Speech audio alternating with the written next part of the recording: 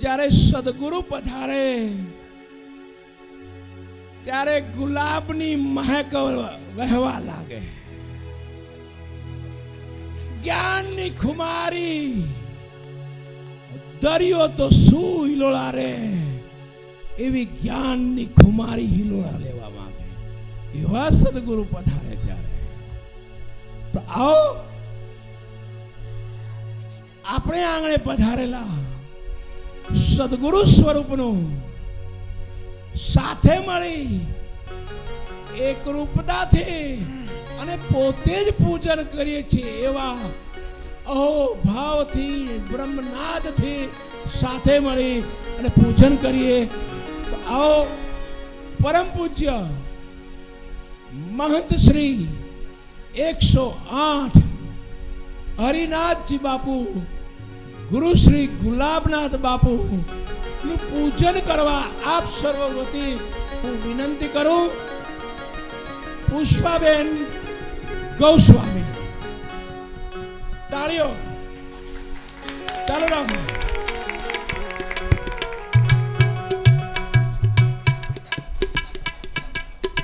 चंद्रिकाबेन हरेश भाई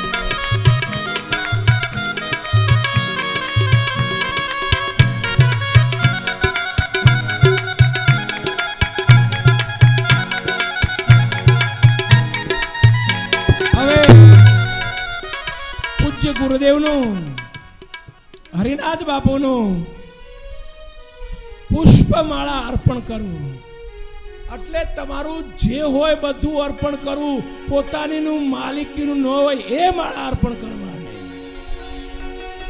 આવો આપ સર્વોથી પુષ્પમાળા અર્પણ કરવા અને પોતાના સ્વરૂપમાં જાગૃત કરવા માટે પધારશે મનુભાઈ તેમજ ઉમેશભાઈ.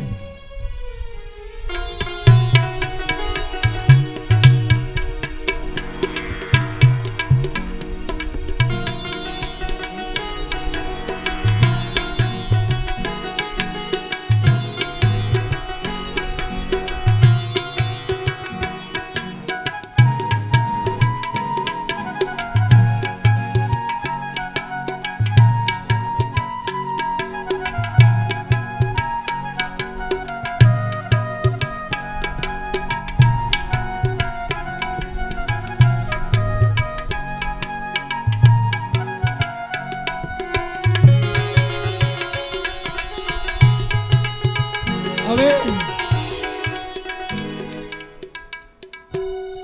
પુષ્પમાળા અર્પણ કરવા માટે મોજેતરિયા બાપુ તેમજ સાફો અર્પણ કરવા માટે ચંદ્રેશભાઈ.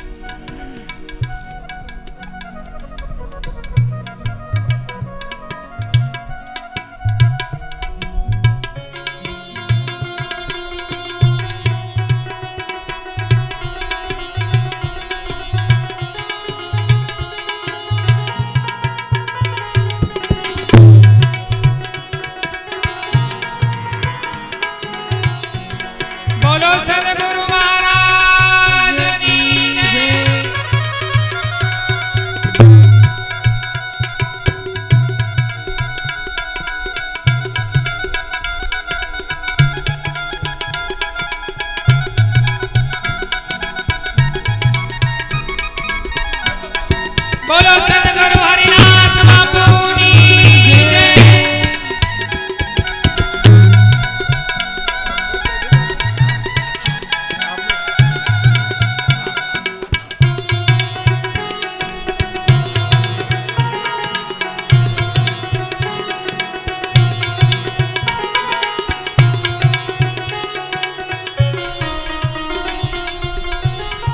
હવે જેણે આ શરીરનો જન્મ આપ્યો છે, માત પિતાથી કોઈ મહાન નથી, સદગુરુથી કોઈ મહાન નથી. તો આજે મોજેદરિયા બાપુનું ના પિતાશ્રીનું શાલ અર્પણ કરવા માટે, પુષ્પ અર્પણ કરવા માટે પ્રવીણભાઈ અને મોજેદરિયા બાપુ પધારશે.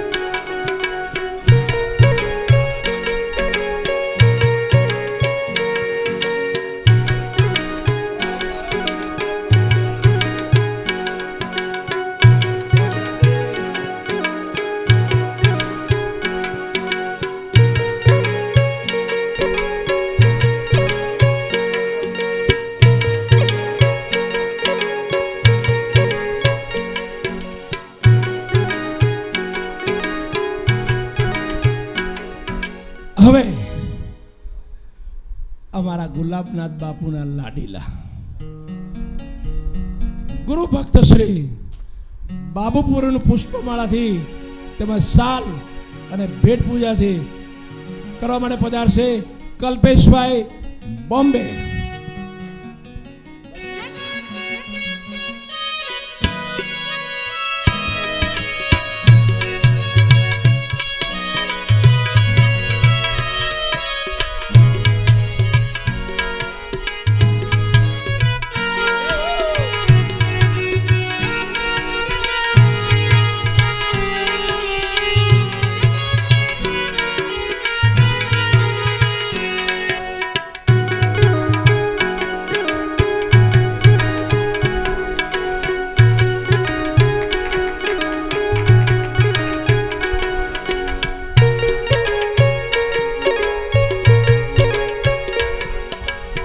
ત્યારબાદ અમારા જેના પર ગુલાબનાથ બાપુની કૃપા ખૂબ વરસી છે અને દર વર્ષે બાપુ યુકે માં જતા એવા અમારા કલાબેનનું, કારણ કે મારી બહેન છે એટલે એનું સ્વાગત કરવા માટે પધારશે હંસાબેન ચંદ્રેશભાઈ.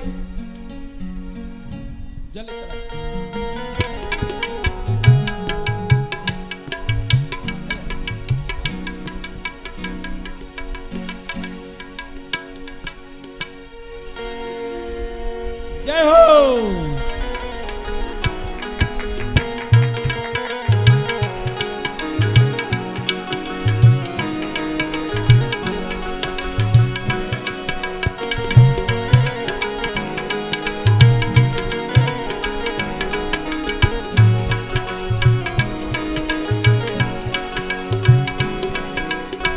હવે અમારા ગુરુ ભક્ત શ્રી હરેશભાઈ પંચાલનું પુષ્પમાળા અર્પણ કરી સ્વાગત કરશે મહેન્દ્રભાઈ બોમ્બે.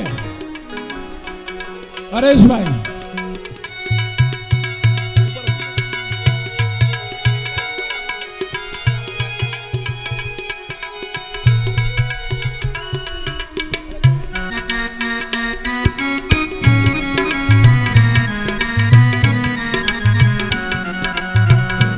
બોલો સદગુરુ મહારાજની જય.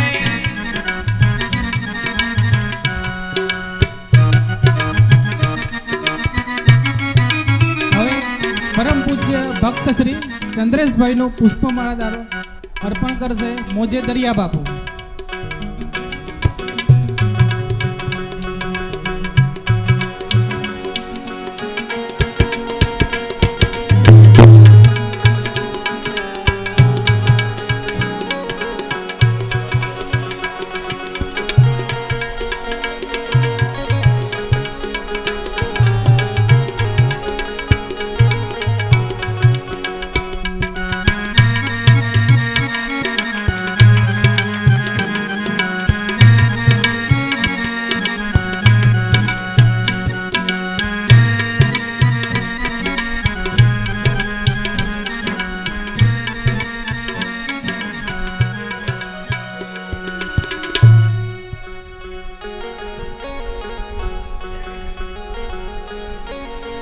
હવે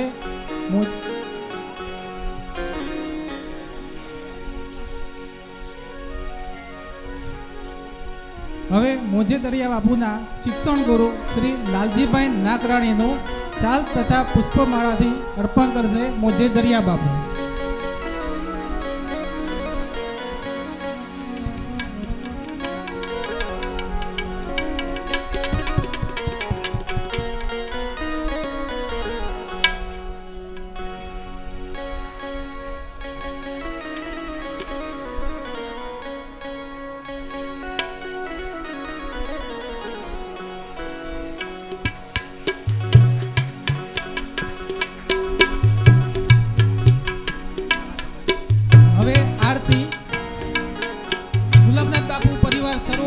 આવી જાય.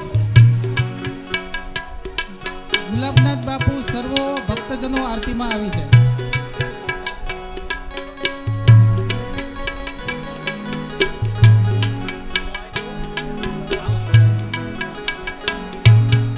બોલો સદગુરુ મહારાજની જય.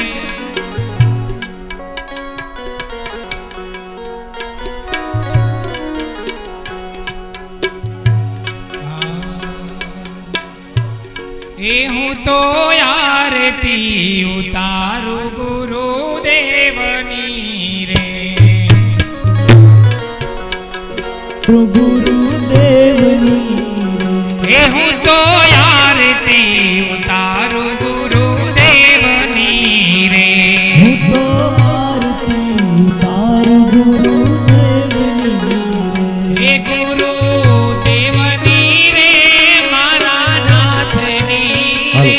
ગુરુદેવની રે મારા નાથની રે એ હું તો આરતી ઉતારું ગુરુદેવની રે.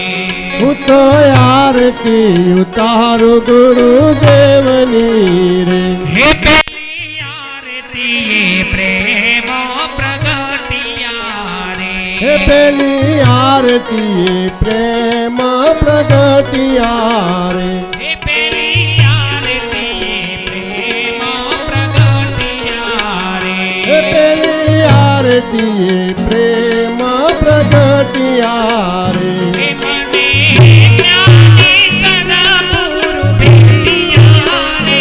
હે મને જ્ઞાની સદગુરુ ભેટિયા રે હે મને જ્ઞાની સદગુરુ ભેટિયા રે. હે મને જ્ઞાની સદગુરુ ભેટિયા રે હે હું તો આરતી ઉતારું ગુરુદેવની રે. હે હું તો આરતી ઉતારું ગુરુદેવની રે હે બીજી આરતી એ ચાર વ્રત આપ્યા રે. હે બીજી આરતી ચાર વ્રત આપ્યા રે હે ચોરી જાળીદારમાં સચોડાવ્યા રે. હે ચોરી જારીમાં સુધારું છોડાવ્યા રે હે ચોરી જાળીદારમાં સચોડાવ્યા રે. હે ચોરી જારી દારૂમાં તે છોડાવ્યા રે હે હું તો આરતી ઉતારું ગુરુદેવની રે. હે ગુરુ દેવની રે મારા નાથની રે ગુરુ રે મારા નાથની રે હે હું તો આરતી ઉતારું ગુરુદેવની રે. હે હું તો આરતી ઉતારું ગુરુદેવની રે હે ત્રીજી આરતી એ તન મન ધન હોપિયા રે. હે ત્રીજી આરતી તન મન ધન સોંપ્યા રે હે અમે ભવનિંદ્રા મોતી જાગ્યા રે. હે અમે ભવનિંદ્રામાંથી જાગ્યા રે હે અમે ભવનિંદ્રા મોતી જાગ્યા રે. અમે ભવનિંદ્રામાંથી જાગ્યા રે હે હું તો આરતી ઉતારું ગુરુદેવની રે. હે ગુરુ દેવની રે મારા નાથની રે ગુરુ દેવની રે મારા નાથની રે. હે હું તો આરતી ઉતારું ગુરુદેવની રે હે ચોથી આરતી એ નામ ગુણ જાણ્યા રે. હે ચોથી આરતી નામ રૂપ ગુણ જાણ્યા રે હે ચોથી આરતી એ નામ રૂપ ગુણ જાણ્યા રે. હે અમે ચોથા પદમાં પ્રગટ્યા રે અમે ચોથા પદમાં પ્રગટ્યા રે. હું તો આરતી ઉતારું ગુરુદેવની હે રે પાંચમી આરતી એ 52 અક્ષર બતાવ્યા રે. હે પાંચમી આરતી 52 અક્ષર જાણ્યા રે હે અમે 53 માં પાર પામ્યા રે. હે અમે 53 માં પાર પામ્યા રે હે મને સદગુરુ મળ્યા છે બાલકનાથ મળ્યા છે ગુલાબનાથજી હે મને સદગુરુ મળ્યા છે બાલકનાથજી હે અમને સદગુરુ મળ્યા છે ગુલાબનાથજી હે જ્યોત પ્રગટાવી શિષ્ય ગુલાબનાથજી રે જ્યોત પ્રગટાવી શિષ્ય હરિનાથની રે હે જ્યોત પ્રગટાવી શિષ્ય મોજે દરિયાની રે હવે આરતી ઉતારો ગુરુદેવની રે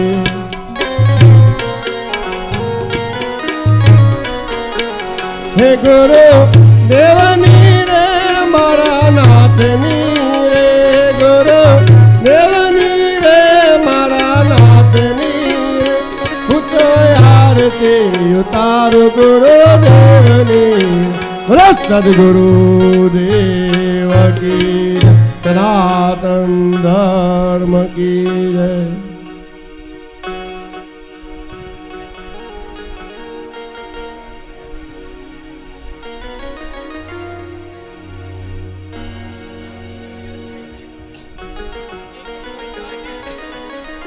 જય ગુરુ મહારાજ.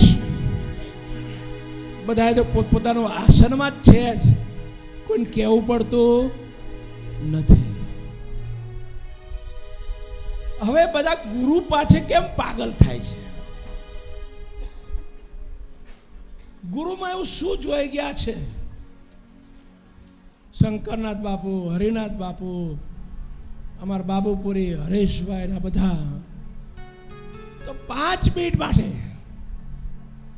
બાબુપુરી મહારાજને કહું કે બાપુ વિશે 5 મિનિટ બોલે.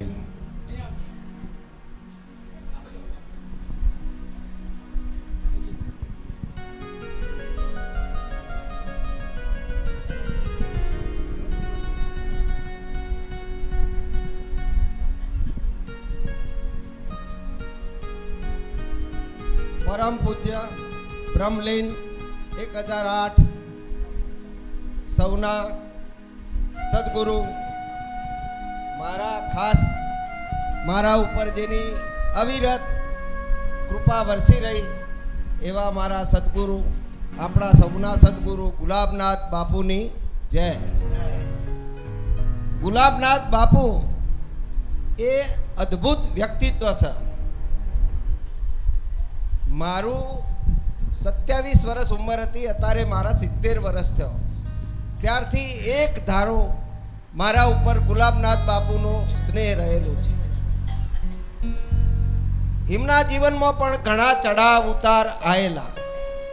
બાપુના જીવનનું એક રહસ્ય કે સંત બીજ પલટે નહીં ભલે જુગ જાય અનંત, ઊંચ નીચ ઘેર અવતરે રહે સંતનો સંત.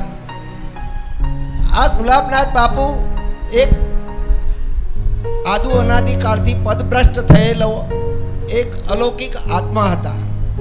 કારણ કે એમનો જન્મ મુસ્લિમ ઘરાનામાં થયેલો. મુસ્લિમમાંથી આપણા હિન્દુ મહાન સંત જે દુનિયાભરમાં પોતાનું પ્રભુત્વ જમાયેલું એવા સંત બનવું એ કોઈ ભણેલા પણ નહોતા. છતાં પણ વિદ્વાનોની સભામાં હું તો એમના જોડે ખૂબ ફર્યો છું, એમના સાથે ઘણી સભાઓમાં પણ ગયો છું. પણ એમનું જ્યારે પ્રવચન આવે તો એ સૌથી શ્રેષ્ઠ પ્રવચન એમનું જ હોય એવો અમને શ્રદ્ધા હોય ને અમે સાંભળ્યું છે. એટલે ગુલાબનાથ બાપુ એક એવું વ્યક્તિત્વ હતું કે જેને આપણે જોતા જ રહીએ. એમનો સ્નેહ, એમનો સ્વભાવ, એવા સાથે એ ગરીબમાં ગરીબ માણસને પણ એટલો જ પ્રેમ કરતા. એક વખત અમે મને અનુભવ છે કે બાપુના એ દિવસ હું બાપુ ઉપર માની ગયો કે બાપુ શું ચીજ છે. એક વખત એમને નવી ગાડી અમે લાયેલા અને ગાડી લઈને અમે સર્વિસ કરાવવા ગયેલા. અમદાવાદથી દૂર ગયેલા, ત્યાં સર્વિસ સ્ટેશન હતું, ટાટાની ગાડી આવેલી. પછી એ અમને લગભગ 3:30 થયેલા અને ભૂખ એવી કકડીને લાગેલી, કોઈએ કંઈ ખાધેલું નહીં. અમે 3 જણા જ હતા. પછી બાપુ કંઈક બાબુ આ સરનામાં જવું છે એક જણાને, બચારું મને રોજ કે કરે છે. એટલે મેં કીધું એમનો સેવક હશે ને આપણો નાસ્તો બાસ્તો મળશે, હેડો કીધું આપણે જઈએ. એટલે બાપુ ત્યાં જ્યાં એ જેના ઘેર જ્યાં ને એ હાવ ગરીબમાં ગરીબ માણસ, એને ચા બનાવવું એ ખોટ ચાના પૈસા આપવા પડે એવી પરિસ્થિતિ. પણ એના તો મળવા જે સ્નેહ ભાવથી ગયેલા બાપુ, અને એને તો અચાનક બાપુ ભગવાન ઘેર આવ્યા. હવે એને શું કરવું, કેવી રીતે સ્વાગત કરવું એ જ એને સમજણ ના પડે. છતાં પણ એના તો એટલા ભાવથી એટલા પ્રેમથી આશીર્વાદ આપ્યા અને તેઓ બેઠા અને એને જમતમ કરી ચા બનાવી બાપુએ પીધી પણ. પછી અમે ત્યાંથી એક બીજા સેવક હતા પંચાલભાઈ, એ વડગામના હતા અને બાપુ પોતે વડગામમાં એમનું પોતાનું જીવન ગયેલું. બાપુને બચપનથી જોયેલા એવા એક વૃદ્ધ કાકા કે એમના તો મોહનભાઈ પંચાલ હતા એમનું નામ, અને એમના બાપા હતા. એમના તો અમે ગયા તાણે એમના બાપાનો જે ભાવ ગુલાબનાથ બાપુને જોયા અને જે પ્રગટ થયો, અને એમને પેલી આ રબારી દેસાઈ પહેરે છે કોચડી એવી પહેરતા, એવી પહેરી અને એવા નાચવા માંડ્યા જેની 90 વર્ષ ઉંમર છે. એને આવા મહાત્મા જોડે આટલો બધો સ્નેહ જોઈને હું તો નવાઈ પામી ગયો કે આ ખરેખર આ કેવી કમાણી. અને બાપુની એક વિશેષતા કે એમનું પોતાનું ગામ, એ પોતે કોઈ બહારના હતા નહીં. આપણે તો ઘણા સંતો તો ક્યોના છે નહીં, આપણે ઉત્તર પ્રદેશના કમેવા એનું માનીએ છીએ. પણ ગુલાબનાથ બાપુ પસવાદળ છાપીના બાજુના ગામ છે, ત્યોના જ મુસ્લિમ ઘરાનાના, છતાં તમામ સંસ્થાઓમાં એ પોતે પ્રમુખ સ્થાને. એમને અન્નક્ષેત્ર ચાલુ કરાયેલું છે. બીજો નંબર, નવરાત્રની નુમના દિવસે આવો કોઈ સંત તમે નહીં જોયો હોય કે જેની આરતી સદેહે ઉતરતી હોય. દેહ પછી તો પડી જાય, પછી તો આરતી રોજ ઉતારીએ છીએ, પણ સદેહે આખું ગામ ભેગું થઈ 18 વરણ ભેગી થઈ અને આ ગુલાબનાથ બાપુની આજીવન, હું છેલ્લા 25 વર્ષથી તો આરતી એમની ઉતરતી મેં જોઈ નુમના દિવસે હોય. એટલે આ એક વિશેષ વ્યક્તિત્વ હતું. અને એનું જ્ઞાનનો ભંડાર કોઠાસૂજ તો ગુલાબનાથ બાપુની જ. એ અહીં એકલા નહીં, નાથ સંપ્રદાયની અંદર કોઈ મોટી પડે, કોઈ વિવાદ થાય તો એને સુલઝાવવા માટે બધા આદિત્યનાથ બાપુ, અવેદનાથ બાપુ પણ એમને બોલાવે કે ગુલાબનાથ કો બોલાવો. ગુલાબનાથ બાપુ જઈ અને ગમે એવી ઓટી પડી હોય તો એને કેવી સુલઝાવી, આ એક શીખવા નથી મળતું. એ પોતાના અંતરથી કોઠાની સૂચ જેને કહેવાય એ ગુલાબનાથ બાપુમાં અદ્ભુત હતી. અને આ જગ્યા વિસનગરની, આ મુંબઈની, એમાં એમને પોતે બનાવવા માટે પોતાનો પ્રાણ અર્પણ કરી દીધો છે.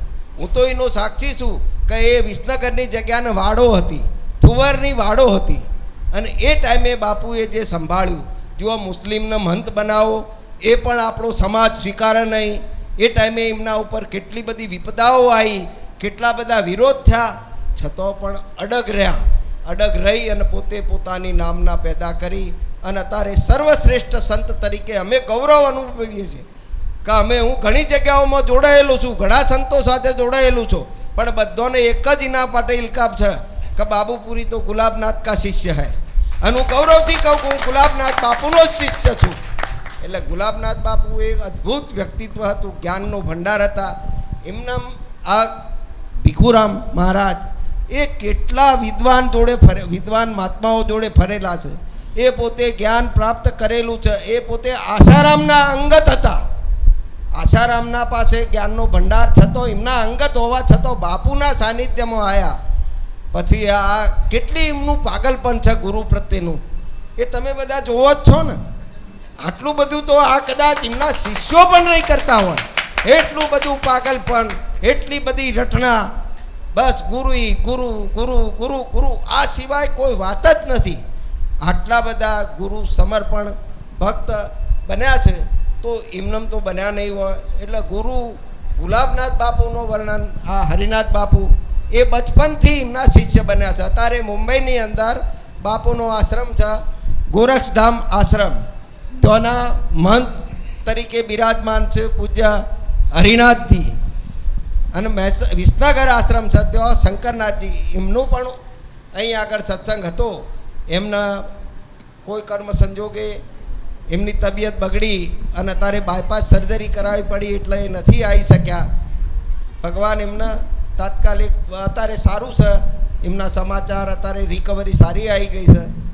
એટલે આ બધા જે આપણે બધાય ગુલાબનાથ બાપુના ચંદ્રેશભાઈ, હવે એ કેટલા અંગત હતા પેલા આસારામના, છતાં પણ અત્યારે ગુલાબનાથ બાપુના અંગત થઈ ગયા.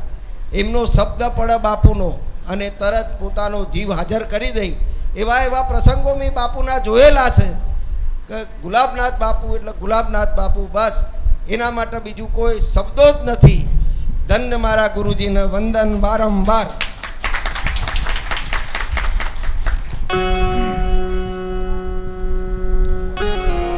જય ગુરુ મહારાજ. હવે આપ સર્વ વતી અમારા ગુરુવર્ય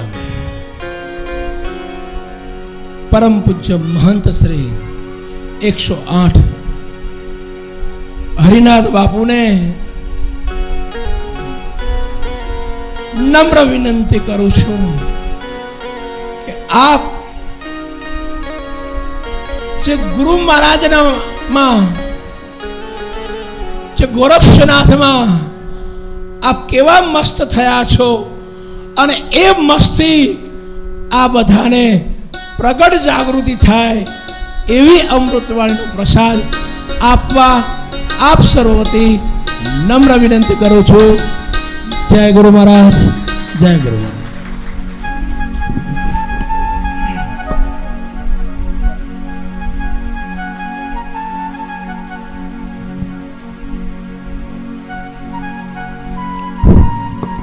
બોલી સદગુરુ દેવ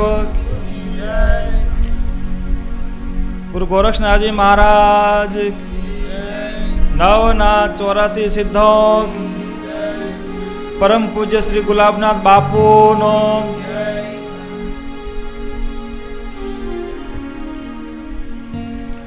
પ્રથમ પૂજ્ય ગુરુદેવ બાપુના ચરણોમાં વંદન કરી આપણે બધા સત્સંગનો શુભારંભ કરીએ છીએ.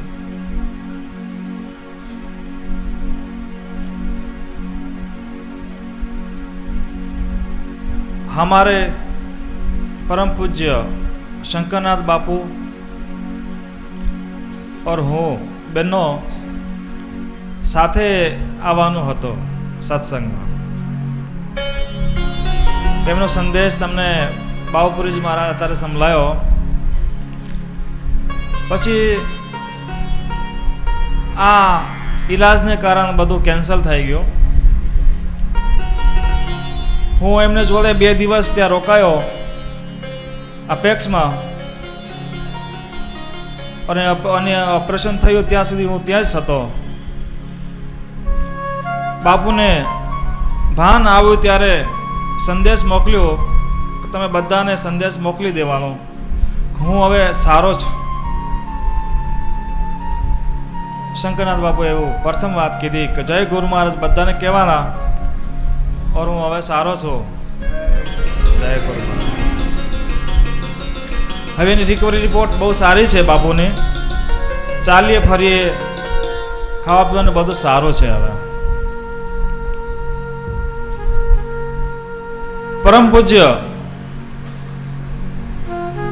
ગુલાબનાથ બાપુ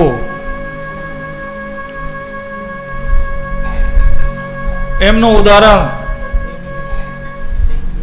આપવાની જરૂર નથી. કેમ કે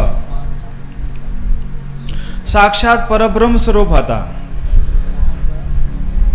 એટલે હિન્દીમાં બોલો, ગુજરાતીમાં? હિન્દી? ચલો હિન્દી. હિન્દી ચાલશે? ઓકે.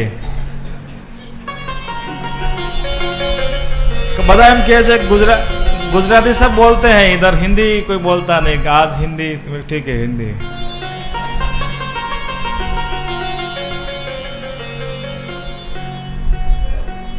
એમનું જીવંત ઉદાહરણ છે આ તમારા સામે બેઠેલો છે.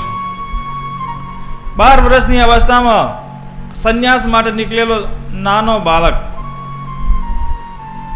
ગુરુની ખોજમાં નીકળ્યો. 3 વર્ષ સુધી કોઈને ગુરુ નથી કર્યા. બધા પૂરા ભારતમાં બધા સંપ્રદાયોમાં ભ્રમણ કર્યો, પણ કોઈને ગુરુ નથી બનાવ્યા. તો બાપુને કેમ બનાવ્યા? શું એવી એમને અંદર એવી इनके अंदर ऐसा क्या था ऐसा जो मैंने बापू कोई चुना गुरुवर के लिए?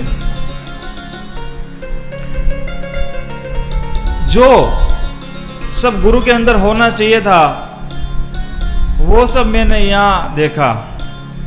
सत्संग किया बापू के साथ और प्रथम हमारा मिलन खेरवाला राजस्थान में एक सत्संग में बापू से मुलाकात हुई. वहाँ हमारे एक संत रहते थे बाबा दुर्गेश नाथ रावल ओगड़. अब आप देखिए प्रथम बाबा दुर्गेश नाथ जी रावल बापू ना परम मित्र थे ये. और इनका जन्म एमपी के अंदर हुआ और ये भी मुस्लिम संप्रदाय से ही थे. इनके पास मुझे 2 साल रहने का सौभाग्य प्राप्त हुआ.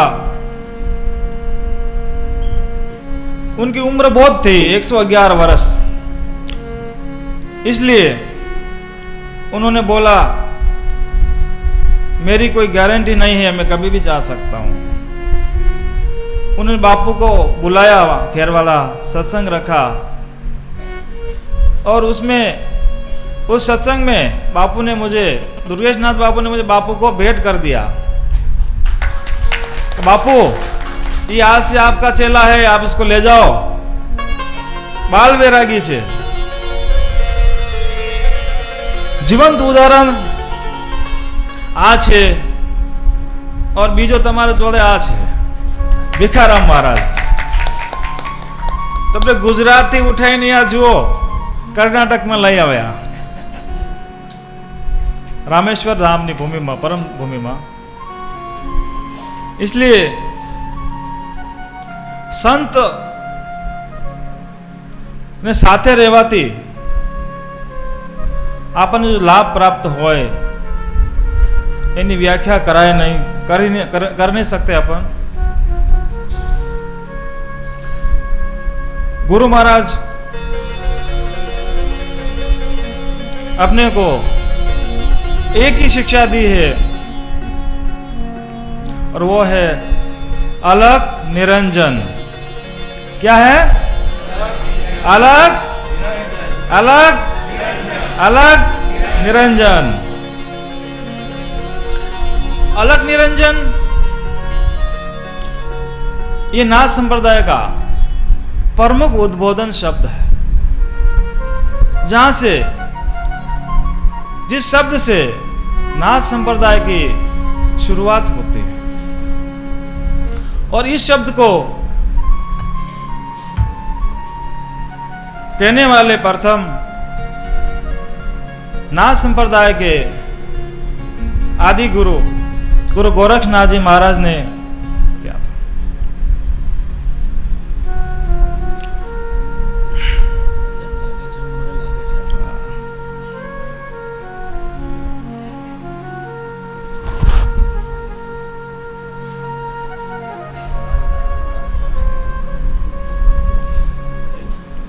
एक साल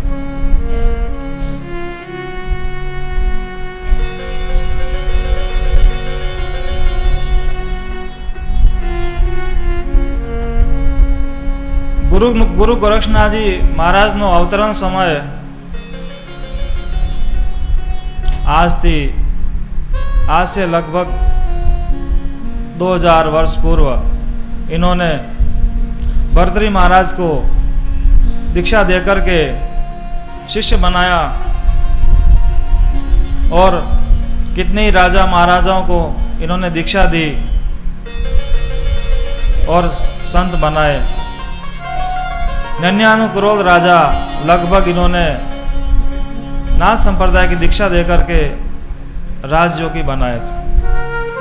उनमें प्रथम राजा भरतरी और गोपीचंद का नाम सबसे ऊपर लिया जाता है। और गुरु गोरक्षनाथ जी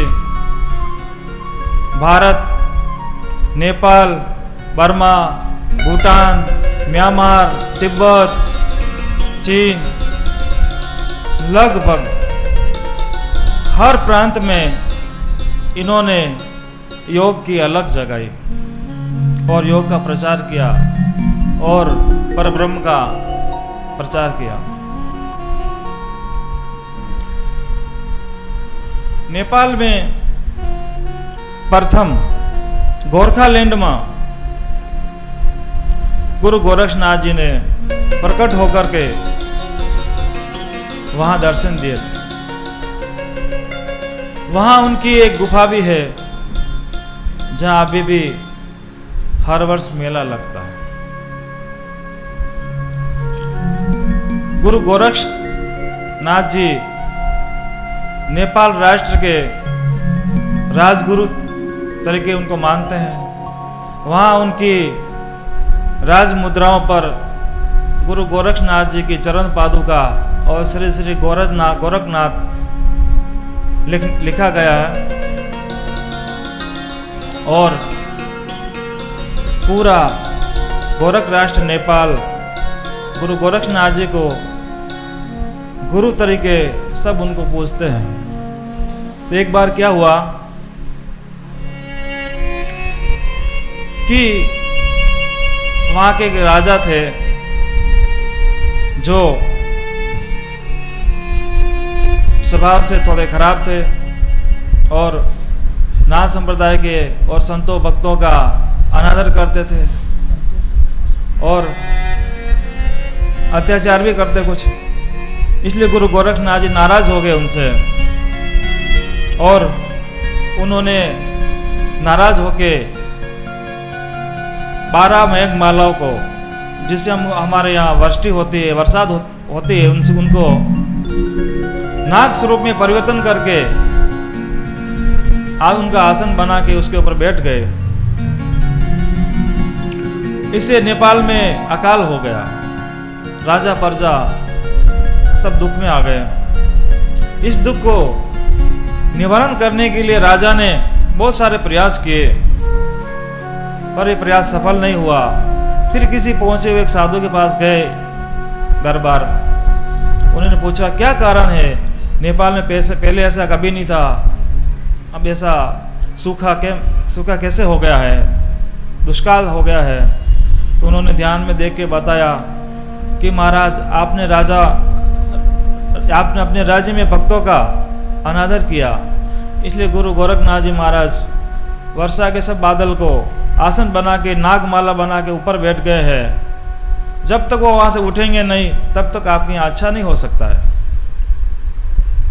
इस प्रकार अब गुरु गोरखनाथ जी को उठाए कौन, किसमें इतनी हिम्मत। तो उन्होंने एक आइडिया दिया, उपाय बताया कि आप इनके गुरु की शरण में जाइए। तो महाराज गुरु ने खोजता खोजता एक गुफा में मिला और गुरु गोरक्षनाथ जी को नेपाल के अंदर चलने की विनती की। महाराज कि चलिए अपने नेपाल में पगला करना है और दर्शन दीजिए। इस प्रकार जैसे ही गुरु गोरक्षनाथ जी के सामने मछननाथ जी जाते हैं तो गुरु को देखते गुरु गोरक्षनाथ जी तुरंत उठ खड़े होते हैं। हमारे अंदर मर्यादा होए कि गुरु के सामने शिष्य बैठा नहीं रह सकता, उसको उठ के उनका अभिवादन करना पड़ता है और आदेश करना पड़ता है। आदेश एटले आज्ञा, हुक्म। आदेश नो अर्थ होए, आदेश का अर्थ उपदेश हो। सिद्ध सिद्धांत पत्र ने बताया है आत्मा, जीवात्मा और परमात्मा तीनों का मिलन आदेश। तो इस प्रकार फिर जैसे ही वो उठ खड़े हुए गोरखनाथ जी, फिर वो मेघमाला वहाँ से निकलती है, फिर वह नेपाल राष्ट्र में वापस बरसात होती है और वह धन्य धान्य सब पैदा होने लगते हैं। इस प्रकार गुरु गोरक्षनाथ और नाथ संप्रदाय की परंपरा में આપણે કહીએ એક નવનાથ અને 84 સિદ્ધ। नवनाथ में अपने सब समझते हैं लगभग प्रथम स्थान नवनाथों में गोरक्षनाथ जी महाराज, मच्छिंद्रनाथ जी महाराज, जालंधर नाथ जी, उदयनाथ जी, संतोषनाथ जी, गज कंथलनाथ जी, वीरवंकनाथ जी, इस प्रकार नवनाथ हैं, जिसमें हमारे गुरु गोरक्षनाथ जी और मच्छिंद्रनाथ जी अयोनिज है, जिनका जन्म योनि द्वारा नहीं हुआ, इसको अयोनिज कहने में आता है। आपने देखा होगा या कभी सुना भी होगा कि मच्छिंद्रनाथ जी और त्रिया राज्य प्राग ज्योतिषपुर आसाम, आज अपन जहाँ बैठे हैं ये वही जगह है जहाँ से मच्छिंद्रनाथ जी ने अपनी यात्रा कदली आसाम की यात्रा यहीं से शुरू की थी। यहीं पर हनुमान जी से मच्छिंद्रनाथ जी का मुलाकात होती है और यहीं से हनुमान जी मिलते हैं और बोलते हैं कि महाराज आप आसाम में जाइए और वह आप अच्छा करिए कुछ। तो यहीं से हनुमान जी के आदेशानुसार मच्छिंद्रनाथ जी आसाम के कामरूप देश की यात्रा के लिए निकलते हैं। फिर वहाँ त्रिया राज्य के अंदर ऐसा नियम था कि वहाँ पुरुष नहीं रह सकते, वहाँ सेना भी वही, रानी भी वही, और सब कुछ त्रियाई थे और दूसरा कुछ देखने को मिलता नहीं आपको। तो इस प्रकार मच्छिंद्रनाथ जी वहाँ पर गए। अब आप देखिए जिस प्रकार मच्छिंद्रनाथ जी का जन्म एक मछली के पेट से हुआ था, आदिनाथ शिव इनके गुरु थे और अमर भजन के प्रताप से इनका जन्म हुआ था। ऐसे महापुरुष के अंदर जो विष्णु का अवतार स्वरूप मानते हैं उसका, और शिव को गोरखनाथ जी को हम शिव का अवतार स्वरूप मानते हैं, ऐसे महापुरुषों के अंदर वासना होए ना होए, जे योनि थी जन्म नहीं था, जन्म भी जिनका नहीं हुआ, ऐसे महापुरुषों के अंदर वासना होती नहीं। तो आपने બધો વિચાર કરીએ છીએ કે મહારાજ તો જઈને ફસાઈ ગયા અને મને કાઢી લાયા બધું કામરૂપમાં, પછી ગુરુ ગોરક્ષનાથજી ગયા, બધી ઘણી કહાનીઓ ગળી છે લોકોએ, બધું પુસ્તકોમાં બધું ઘણું આપણે समझने को देखने को मिलता है, परंतु ऐसा नहीं। मच्छिंद्रनाथ जी महाराज आपने गुरु गोरखनाथ जी महाराज ना गुरु था। જ્યારે त्रिया राज्य में जाए एनी खबर कानिबनाथ और गोरखनाथ जी भेंटो था, यानी कि मुलाकात होती है, वहाँ इनका दोनों का मिलन होता है। एक दूसरे गुरु की कुशल से हम पूछते हैं। वो तो जलपान भी होता है, उसमें जलपान करते वक्त पास में एक आम था, कानिबनाथ महाराज बैठे थे, उन्होंने बताया कि महाराज जी जलपान लेंगे कि ठीक। पास में आम था, आम को इशारा किया, 5-10 आम टूट के मंत्रों के द्वारा आ गए, दोनों ने आम खाए, कुछ आम बच गए थे। फिर गुरु गोरक्षनाथ जी महाराज ने बोला कि बची हुई आमों को आप वापस पेड़ पर लटका दो। कानिबनाथ महाराज बोले कि ऐसा संभव नहीं, जो टूट चुका है वापस कैसे लग सकता। तो अन्य प्रकार फिर उनसे नहीं हुआ तो गुरु गोरक्षनाथ जी महाराज ने मंत्रों द्वारा टूटी हुई आमा को वापस पेड़ पर लटका दिए थे।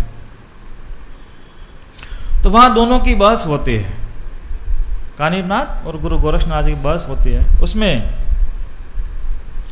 बोलते कि आपके गुरु कामरूप त्रिया राज्य में फंसे हुए हैं, और वो गुरु गोरक्षनाथ जी बोलते तुम्हारे गुरु को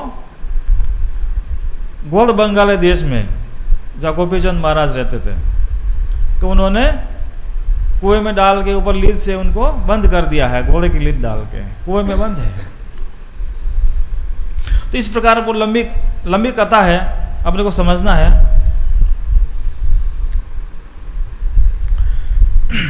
नवनाथ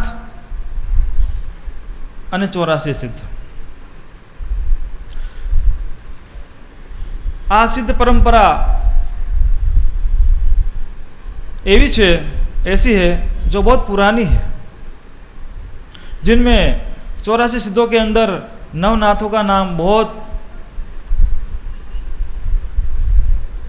लिया जाता है। और ये नवनाथ 84 सिद्ध परंपरा भारत से सीमित न होकर नेपाल, भूटान, तिब्बत, श्रीलंका, पहले सब देश एक ही था। ये जितने भी देश हैं सब में लगभग हिंदू राज्य था। कालांतर में जो लगभग सब सीमाओं के द्वारा बंटवारा हो गया, सब देश अलग अलग हो गए, बट गए थे। तो उसके अंदर 84 सिद्ध संप्रदाय के अंदर सरपा, 84 सिद्धों में सरपा से शुरुआत होती है और नरोपा से 84 सिद्ध परंपरा बंद हो जाती है, जिसके अंदर 84 सिद्ध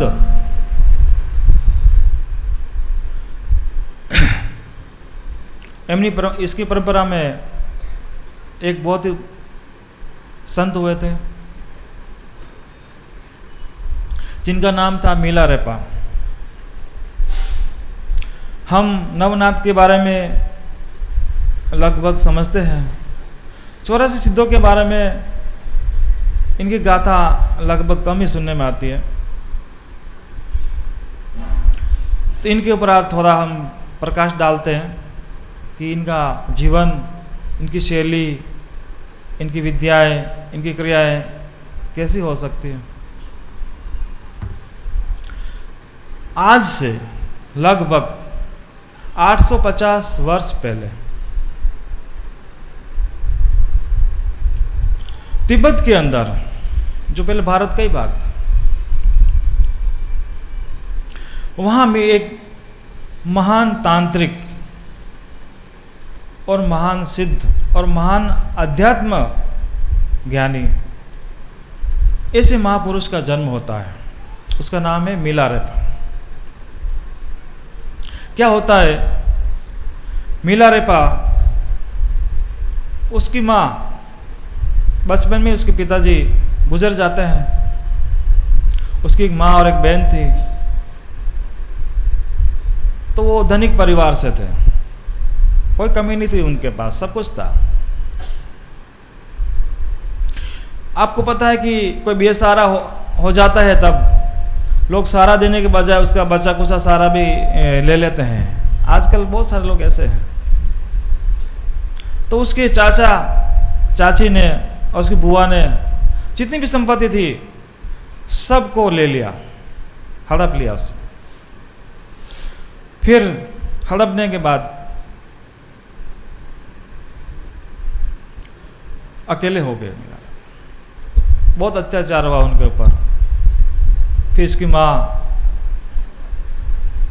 डेली आसेन दुखनी पर्वती झेलते झेलते दुखी हो गई। एक दिन मिलारेपा गीत गाते गाते घर आया।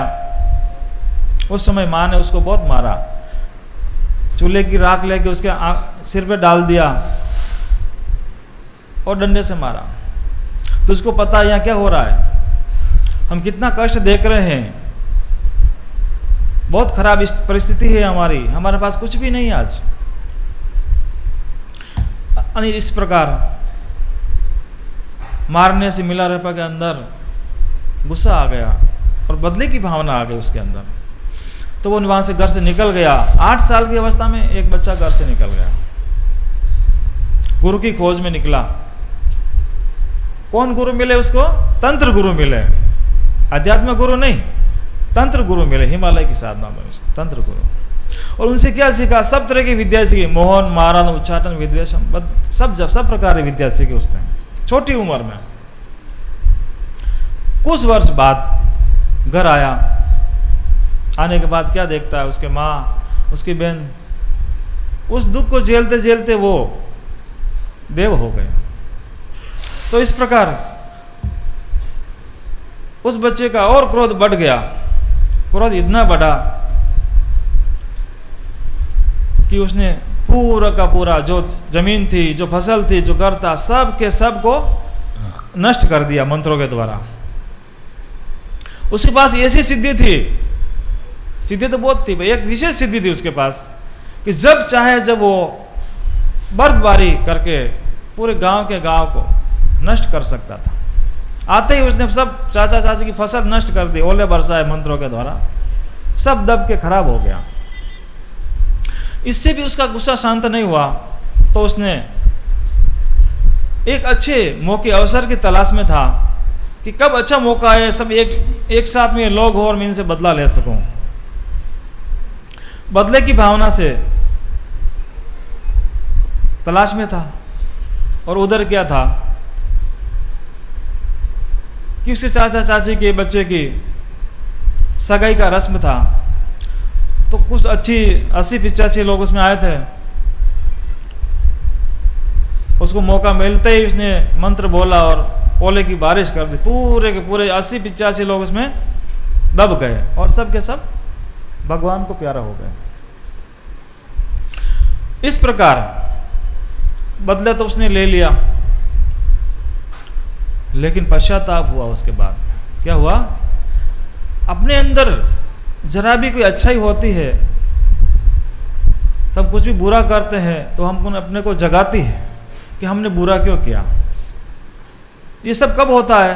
क्रोध और आवेश में हम कितना ही बुरा करें हमको दया नहीं आती है, लेकिन जब फिनिश हो जाता है, खत्म हो जाता है, तब जाके हमको उसकी प्रतिक्रिया होती है कि हमने ऐसा क्यों किया। इस प्रकार मिलारेपा दुखी हो गया। अब सोचा ऐसी 85 लोगों का पाप ये मुझे लगा, अब इसको धोना कैसे रहा, इसको कैसे छुड़ाया जाए पाप को। फिर वही घर तो सब खत्म हो गया, माता पिता सब खत्म हो गए, कुछ बचा नहीं। इस प्रकार वापस वो जंगल में चला गया। जंगल में जाकर के वापस गुरु की खोज की, ऐसा गुरु मिले जो मेरे सब पापों को, दोष को खत्म कर दे।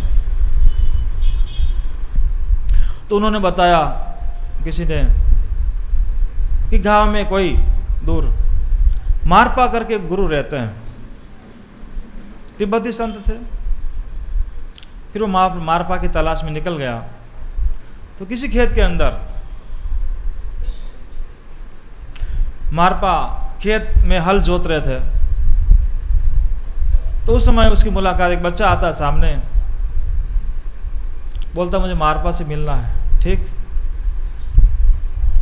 वो उसकी मुलाकात एक खेत में एक जोत रहे थे उसके पास वो लेके जाता है। जैसे खेत में जाते हैं मिलारेपा, तो हल छोड़ के उसके हाथ में दे देते हैं कि तुमको ये हल जोतना है।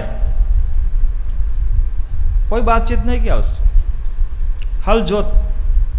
शाम तक हल जुतवाया। फिर वो बच्चा वो छोड़ के चला गया घर। फिर वो बच्चा उसके घर पे लेके गया। तो उसको पता चला कि बच्चा भी उन्हीं का है और हल जोत रहे वही मारपा है। तो इस प्रकार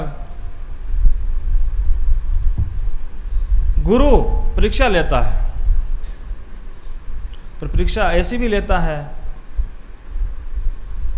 अपन विचार भी नहीं कर सकते।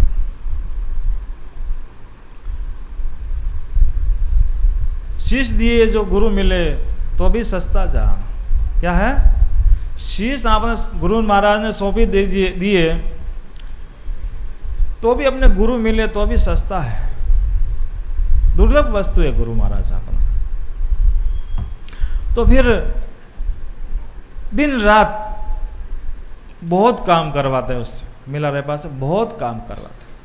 फिर एक दिन वो गया कि मुझे आपसे अध्यात्म दीक्षा लेना है और जो मैंने किया है उसका निवारण भी होना चाहिए, और जो मुझे परमात्मा का ज्ञान जानना है, परमात्मा कौन है, अथा तो ब्रह्म जिज्ञासा। अब मैं परमात्मा को जानने की इच्छा करता। वेद का प्रथम वाक्य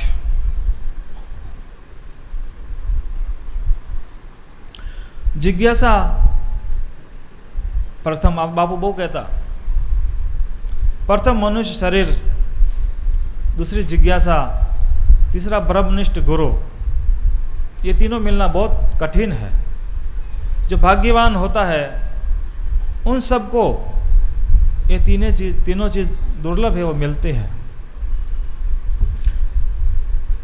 तो गुरु को तो पता था कि इसने बहुत पाप किया हुआ है, जब तक इसके पाप का क्षय नहीं होगा तब तक मैं उसको वो मंत्र दान नहीं कर सकता हूं। तो इस प्रकार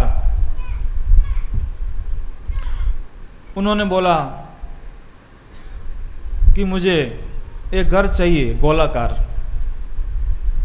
गोलाकार घर के लिए मिला रुपये को चुना और बोला ये घर तुमको अकेले बनाना है, किसी की सहायता नहीं चाहिए उसमें, जो भी करना तुमको अकेले करना है। तो लग गए घर बनाने में। आधा ही पूरा नहीं हुआ, गुरु आ गए, देखा कि इसको तोड़ दिया जाए, पसंद नहीं आया मुझे चौकोर चाहिए, गुरु चौकोर घर चाहिए। चौकोर बनाया, उसको भी तोड़ दिया। फिर बोला मुझे पंचकोण घर चाहिए।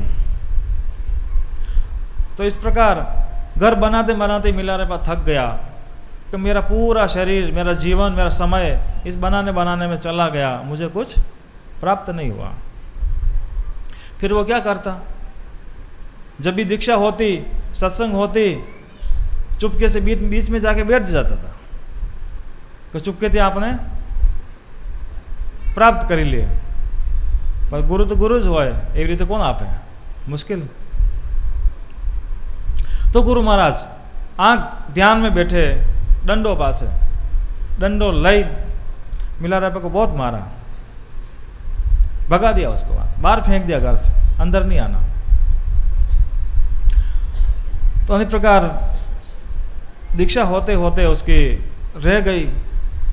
फिर क्या होता है, उसकी पत्नी थी ददीमा, उसको दया आ गई। इतने वर्ष हो गए सेवा करते करते, अभी तो इसको परमात्मा का ध्यान जब नहीं मिला। तो उन्हीं का एक शिष्य था, तो उनके पास भेजती है और एक लेटर भी लिखती है। लेटर में वो मिला रुपये की छाप लगा के देती है कि जा उसके पास जा तो तेरा कल्याण होगा। तो अनेक प्रकार मिला रेपा उन्हीं के एक शिष्य के पास जाता है, उसकी पत्नी के कहने पर। जैसे ही गया, 11 महीने बाद उसने साधन किया, लेकिन उसको कोई अनुभव की प्राप्ति नहीं हुई। तो उसने देखा कि ऐसा असंभव कैसे है, कैसे संभव नहीं होता है, क्यों इसका ध्यान नहीं लगता है, क्यों इसको उसकी प्राप्ति नहीं होती है। उसने बोला पूरा जीवन बता, तुमने जीवन में क्या क्या किया है, वो सब उसकी पूरा विस्तार से बता दे। मेरे हाथ से ऐसा हुआ।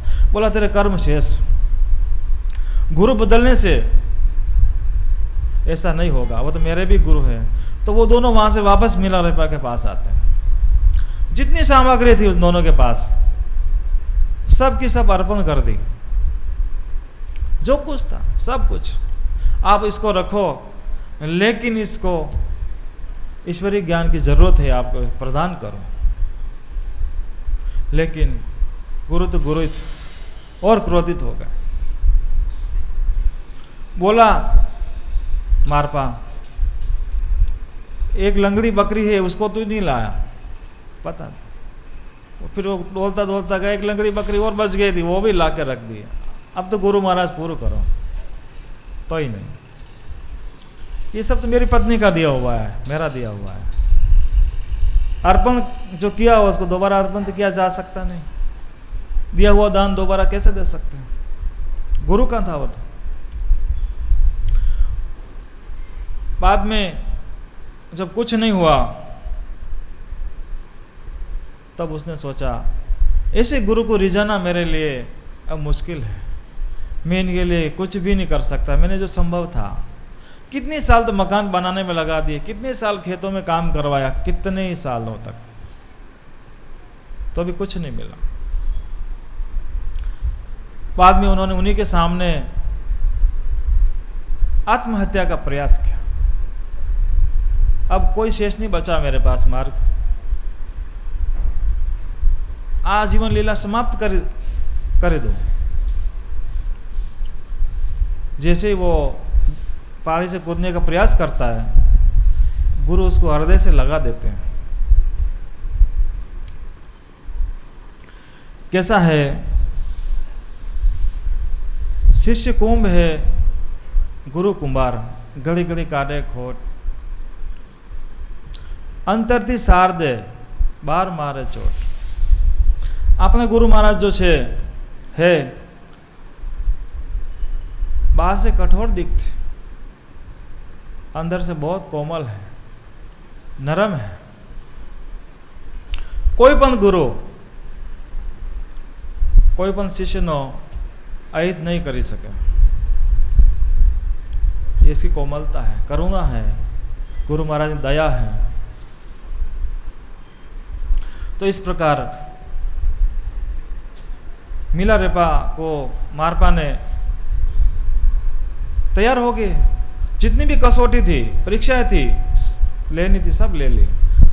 और जब प्राण पर आए तो उन्होंने बोला कि अब तेरी सब परीक्षा समाप्त हो गई, तेरा जितना भी मन के अंदर जो था वार्तालाप, जितनी जो थे सब बंद हो गए, अब तो इसके लायक है।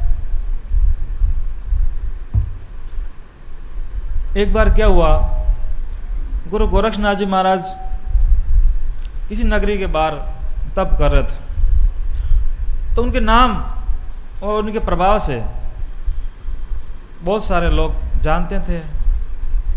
पूरा का पूरा नगर उमड़ आया था दर्शन के लिए। उनमें कुछ लोग ऐसे थे जो बोले कि गुरुजी हमको दीक्षा दे के परमात्मा के दर्शन कराइए। गोरक्षनाथ जी ने देखा इतनी वस्ती है, कौन काबिल है और कौन नाकाबिल है, किसको देना है और किसको नहीं देना है। तो उन्होंने एक त्रिशूल लेके जमीन पर गाड़ दिया, उसको गाड़ के फिर बोला कि जिसको दीक्षा चाहिए, ऊपर वृक्ष था, ऊंचा वृक्ष, इस पर चढ़े और इस त्रिशूल के ऊपर गिर जाए, सो जाए मतलब। और वो वहां से आगे निकल गए। त्रिशूल वहीं, पेड़ भी वहीं, एक एक लोग निकलते गए सब। एक बचा और एक जंगल में गया लकड़ी लेने। चेले सब आए, बोले पहले इतनी सारी पब्लिक थी, कब गई, कहाँ गई है, कब पता ही नहीं चला। ये सब पब्लिक के ये त्रिशूल देख रहे हो ना, इसकी एक कसौटी है, परीक्षा है। इस पे चढ़ के, पेड़ पे चढ़ के फिर कूदना है, इस पे सोना है। कौन सोने को तैयार हुए? सब के सब भग गए।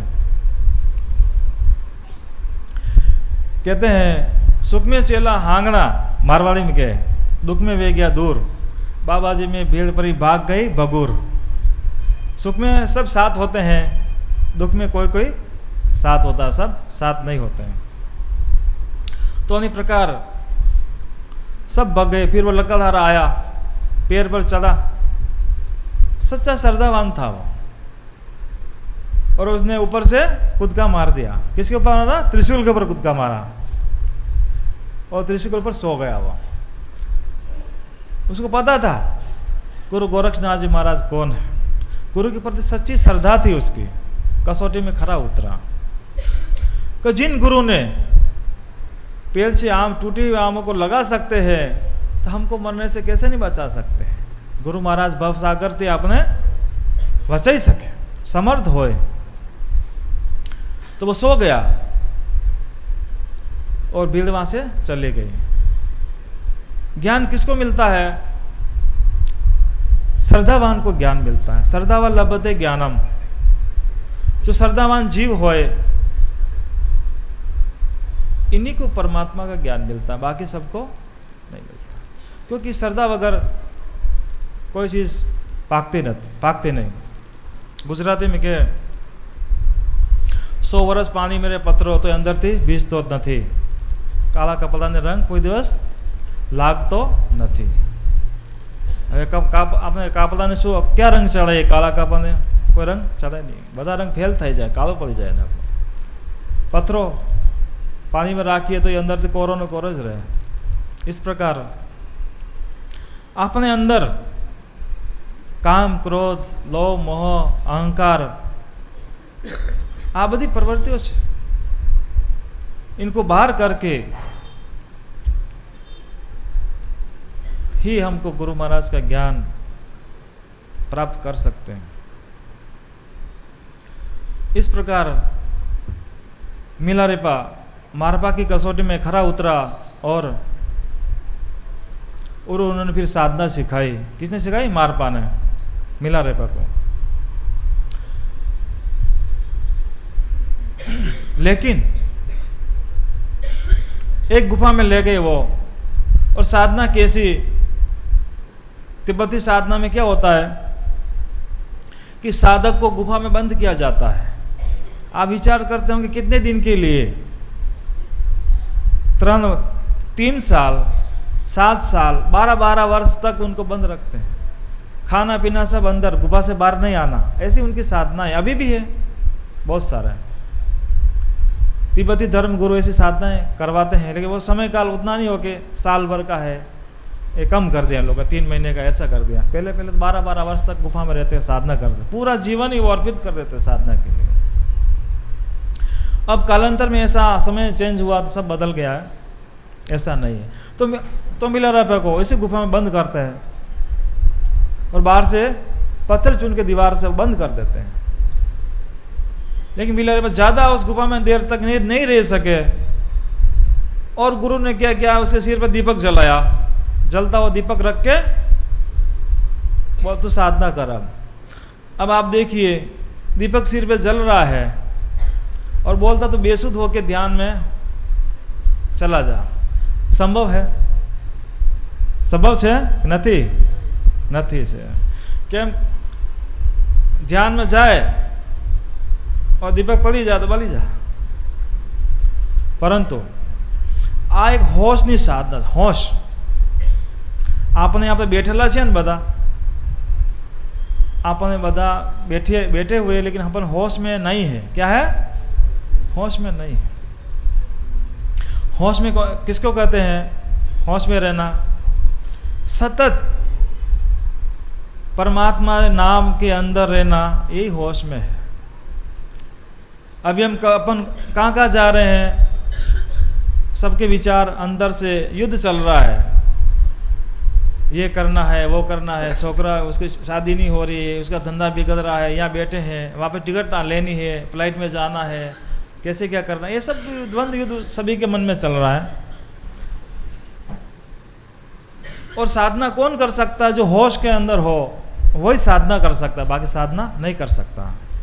इस प्रकार मिलारेपा जलते हुए दीप के साथ तल्लीन होके होश के अंदर इतने तल्लीन हो जाते हैं कि उनको अनुभव होता है तीसरे दिन। बाकी तो 12 वर्ष बैठे थे, उनको कुछ होता ही नहीं। तीसरे दिन उनको अनुभव हुआ, क्योंकि उनके सब कर्मों का क्षय हो गया था। गुरु शरण में सौंप दिया, सौंपने के बाद कुछ बचता नहीं। और उस तीसरे दिन उनके सब या साधना के अंदर एक डाकिनी आती है। आप डाकिनी नाम आप सुकून माना है बता ना। भारत में डाकन नाम लेते हैं तो ऐसा लगता है कि बुरी आत्मा है और सब डरते हैं। लेकिन तिब्बत में डाकिनी को मोक्ष की देवी मान के इसकी पूजा करते हैं, तिब्बती सिद्ध अभी भी करते हैं। मोक्ष की देवी है वो। अपने शरीर के अंदर 7 चक्र है, मूलाधार, स्वादिष्ठान, मणिपूरक, अनाहत, आज्ञा चक्र, विशुद्ध, 7 चक्रों से। इन 7 चक्रों में अंदर एक एक शक्ति का निवास है। उसके अंदर राकिनी, डाकिनी, शाकिनी, काकिनी, आ बदी सब ये इसी प्रकार की आत्मा उसके अंदर है। और शक्ति के बिना संभव नहीं। कहते कि शक्ति के बिना शिव शव है। तो इस प्रकार डाकिनी आती है और उनसे बात करती है कि मिला रेपा, तुझको जो गुरु ने बताया है, जो विधि बताई है, जो ध्यान बताया है, वो अपूर्ण है। क्या है? अपूर्ण, पूरा नहीं हुआ। और वहां से वो निकला दीवार तोड़ के, तेरे सूत्र पता ये अधूरा है, इसमें कुछ अपूर्णता पूरी करनी चाहिए, तभी तेरी साधना पूरी होगी। दौड़ा दौड़ा दीवार तोड़ के गुफा के गुरु के पास आता है, आके साष्टांग दंडवत करके बोलता है कि गुरु महाराज, मेरे आज डाकिनी का प्रत्यक्षीकरण किया और उसने बोला कि तुम्हारी साधना अपूर्ण है और तेरे गुरु की साधना भी अपूर्ण है, पूरी नहीं हुई। तो गुरु ने बताया कि हाँ, बात तो सही है। तो इनके गुरु रहते थे नरोपा, जो बिहार के राजा थे, उनके पुत्र थे नरोपा नाम से, और वो मारपा के गुरु थे। कितने वर्षों तक नरोपा के साथ रह के मारपा ने ज्ञान सीखा, संस्कृत भाषा वहीं से सीखी उसने, और बहुत सारे संस्कृत ग्रंथों का तिब्बती भाषा में अनुवाद किया था। तो गुरु और चेले दोनों पैदल यात्रा करते हुए भारत की ओर प्रवास करते हैं। तो यही कहीं नेपाल और बिहार की बॉर्डर के ऊपर उनके गुरु नरोपा रहते थे। नरोपा से मुलाकात होती है, बातचीत होती है, और मारपा जाके बोलते हैं नरोपा से कि गुरुजी, हमारे साथ एक अघटित घटना हो गई है। कि कैसी घटना? कि डाकिनी ने बताया है कि हमारी साधना अपूर्ण है। तो गुरु ने बोला, तेरे अंदर तो ये हो ही नहीं सकता है, ऐसा कौन है जिसके अंदर ऐसा हुआ? बोला, इसके अंदर हुआ, मेरा शिष्य है, इसके अंदर ऐसा घटित हुआ। कि ठीक। नरोपा उठ खड़े हुए और उन्होंने देखा कि तिब्बत की ओर पूर्व में एक प्रकाश का आविर्भाव हुआ है, एक प्रकाश पैदा हुआ है, और सांचो प्रकाश, एकदम सांचो। तो वहां से गुरु और शिष्य, जो अधूरा उनका ज्ञान था, अधूरा आध्यात्मिक ज्ञान, वो दोनों वहाँ से सीख के आते हैं और अपने देश में आकर के उन सब ज्ञान का प्रचार प्रसार करते हैं। और फिर उनकी सिद्ध श्रृंखलाओं में ट्रांसलेटर मिलारेपा, जिनको कहते हैं, जिनके गीत लाखों की संख्या में, जैसे हम गोरखनाथ जी कबीर के भजन गाते हैं, ऐसे भजन छंद मिलारेपा के अभी भी तिब्बत में गाए जाते हैं। और सिद्ध परंपरा में इनका नाम था। 84 सिद्धों में इनका भी एक स्थान है, जिसके नरोपा, तेलोपा, सरपा आदि इनका स्थान है। हमें आपने एक भजन उमेश भाई कर से एना पसी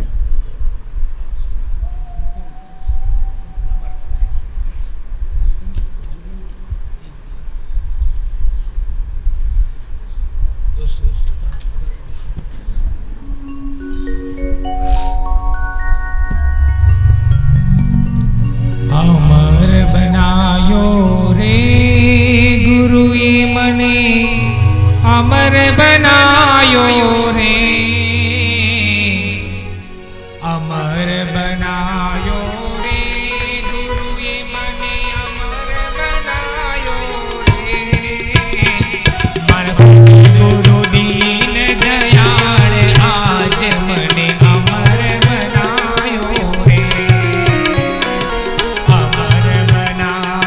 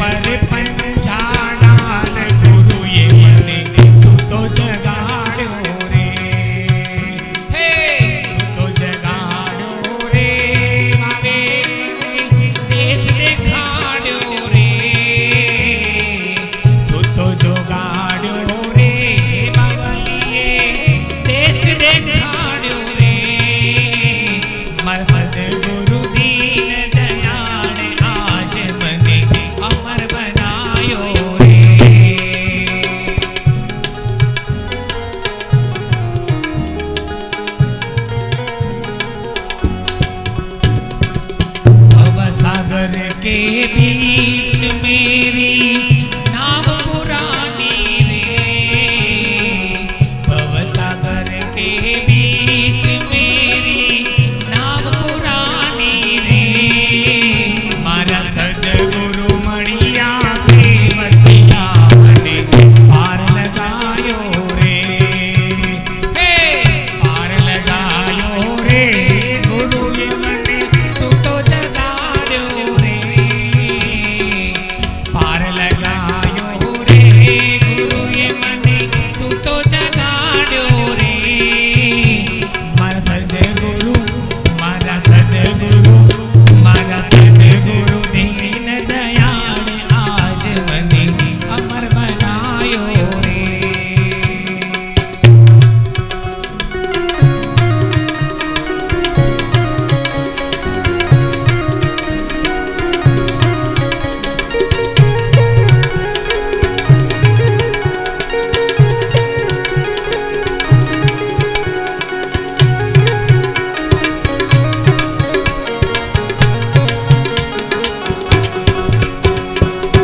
काशीनाथ गुरु भेटिया जब हाथ छुड़ायो रे,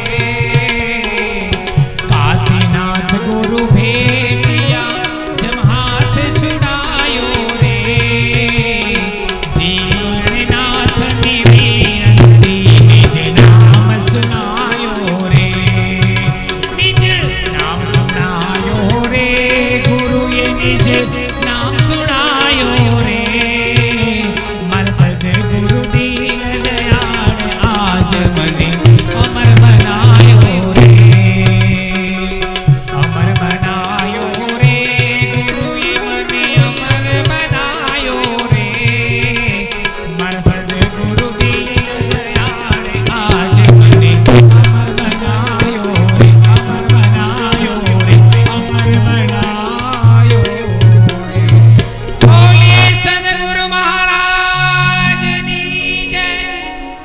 જ્યાં સુધી ગુરુ મહારાજ સત્સંગ હોલમાંથી વિદાય ન લે ત્યાં સુધી પોતાના સ્થાન ઉપર જ ઊભા રહેશે.